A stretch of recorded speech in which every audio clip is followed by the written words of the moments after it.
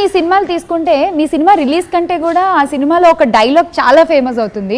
మిర్చిలో చూస్తే వీలైతే ప్రేమిద్దాం డ్యూడ్ పోయేదేముంది అది అండ్ శ్రీమంతుడులో తిరిగి చేయాలి లేదంటే లావైపోతాము ఇలాంటి డైలాగ్స్. ఈ సినిమాకి వచ్చేసరికి బలవంతుడు బలహీనుడిని భయపెట్టడం ఆనవాయితీ అయిపోయింది. బట్ ఫర్ ఎ చేంజ్ బలహీనుడి పక్కన కూడా ఒక బలం ఉంది అన్నారు.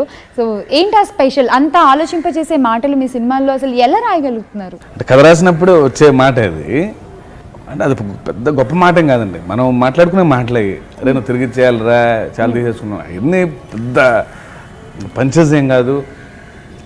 అలాంటి మాటలు మంచి కథలో మంచి యాక్టర్స్ నోట్లోంచి బయటకు వస్తే బాగుంటుంది అంతే. సో వాటిని కొంచెం ఎక్కువ స్ట్రెస్ చేస్తాను. అంటే అదే మెయిన్ థీమ్ లాగా చెప్తాను కాబట్టి అది ఎక్కడో గాలి మాటలాగా వెళ్ళిపోకుండా ఒక సీన్లో దాన్ని అండర్లైన్ చేస్తాను తప్ప బలవంతుడు బలహీన భయపెట్టి బతకడం ఆనవాయితీ అనేది నాకు తెలిసిన మాటే అంతా. ఇందులో పెద్ద గొప్ప ఫ్రేమింగ్ కూడా ఏం లేదు ఇది.